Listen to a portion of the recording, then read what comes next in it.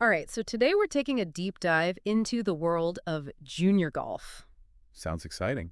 It is, but you know, this isn't just going to be your typical sports story. Oh, I'm intrigued. Tell me more. So, we're going to be learning about this young golfer, Yinyoe Yang. Okay, I've heard that name. He's supposed to be amazing, right? Yeah, super impressive, and we're going to really try to get to know who she is as a person Okay, love it. and kind of her journey so far, Yeah, yeah, like that. And we're going to be using this blog called Hmong Sports and Competitions. Have you ever heard of it? I have actually. Yeah, it's a great resource. It's got that more of that personal touch than like, ESPN or something. Yeah, exactly. And you can tell it's really resonating within the Hmong community. For sure. Representation matters, Absolutely. especially in the sport like golf, which, hasn't always been the most diverse. That's a really great point. Yeah.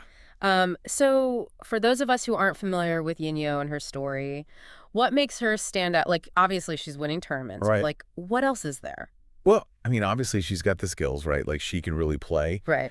But what really struck me, even just reading this article, was like her mindset, you know? Oh, She okay. just seems to have this really mature outlook on the sport and on like what it means to be successful. I am getting that sense too. Yeah, like it's not just about winning for her.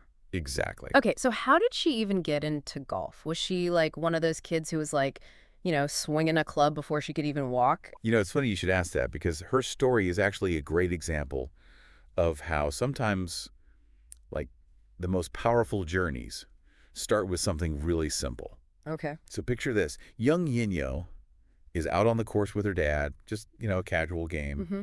and something just clicks, Yeah.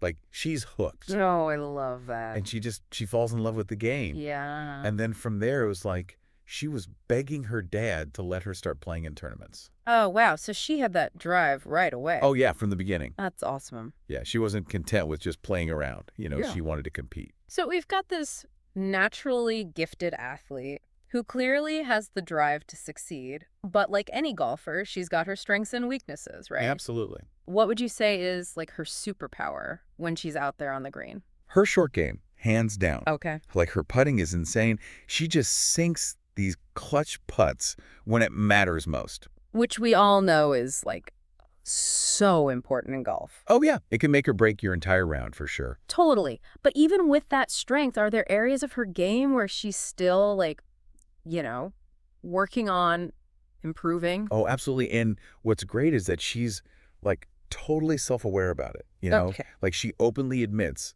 that her iron play could be more consistent. That's really interesting. Yeah, and it shows a lot of maturity to recognize that. It does, yeah. Even when you're at the top of your game, there's always room to grow. Totally. Yeah. That's so true in any sport, really. Totally. You can always be improving, always getting better.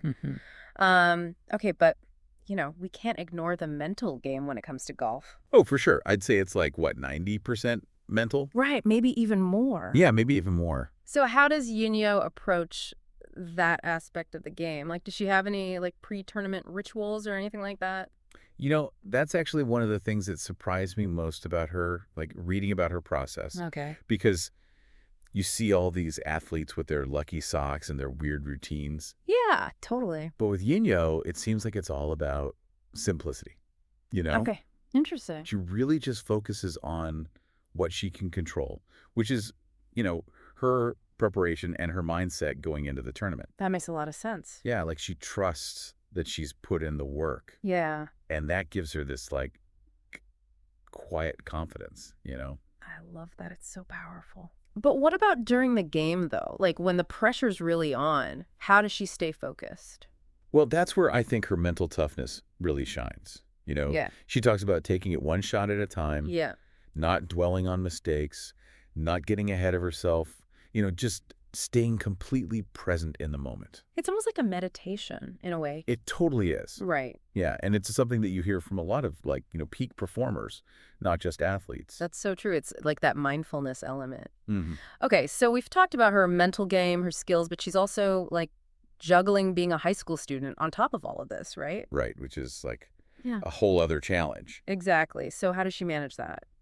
Well, she goes to Arkansas Connections Academy, Great. which is an online school. Okay, so that gives her a little bit more flexibility. Exactly. She can kind of like structure her learning around her her tournament schedule and everything. Right, because that's not exactly a 9 to 5 kind of thing, No, not at all. But still, online school takes a lot of discipline, It will be so easy to get distracted or, like, let things slide. Right, and she even talks about that in the article. Okay. Like how she really has to be proactive about her studies and stay on top of her assignments. Yeah. Especially like, leading up to a tournament when she's traveling and practicing and everything. Right, there's so much going on. Exactly. And one thing she said that really stuck with me was that, like, she sees it as a way to make her parents proud. Aw, that's so sweet. Isn't that great? It is. It's like that extra motivation. Okay, so the article mentioned a specific tournament that seems like it was a real turning point for her. Do you remember which one I'm talking about? Yeah, the AGGA Taylor Gooch Foundation Junior Championship. Yeah, that's the one. Okay, yeah. So for those of us who weren't following along at the time, what happened? So, first round of the tournament, Okay. things do not go well. Oh, no. She ends up, like, way down the leaderboard. I can only imagine how discouraging that must be. I know, right? Yeah. Especially after all the work she put in. Right. But, Okay. here's where you really see her resilience. Like, she doesn't let that initial setback define her. Okay. So, second round, she comes back. She shoots a 71, Whoa. which is under par. Wow. Wow. Talk about a comeback story. Right? To not just, like, recover from that, but to actually surpass it. Mm-hmm. That's incredible. Yeah. And then she followed it up with another under par round on the third day. No way. Yeah. She just, like, powered through it. She did it. That's resilience right there. It really is. So we've talked about her skills, her mental game, like her amazing work ethic. Mm-hmm. But every athlete has, like, those people that they look up to, right? Right. So are there any, like, golfing legends that she's mentioned as being, like, inspirations for her? Yeah, she actually talks about how much she admires Tiger Woods. Oh, yeah. Yeah. Classic. Right. Like, what is it about Tiger, though, that, like, speaks to her? I think it goes beyond just, his wins and his records. Right. Like Yeah. she really admires his confidence, Yeah. and his drive to win. I mean, you can kind of see that in her. Absolutely. Like, even just, reading about her, you see that same kind of fire. Totally. Okay, so speaking of drive, it's clear that Yinyoe has big plans for the future. For sure. So, like, what's next for her? Well, her ultimate goal is to get a college golf scholarship. Okay. She wants to play at that, like, top level. Awesome. Yeah. And honestly, I wouldn't be surprised if she makes it all the way, to the LPGA one day. I mean, I'm rooting for her. Yeah. That would be incredible. So exciting. So is there any advice that she's given, to other young golfers who, maybe see themselves in her and are hoping to, follow in her footsteps? It's funny because in a world where, like, everything is about, rankings and pressure and all that. Right.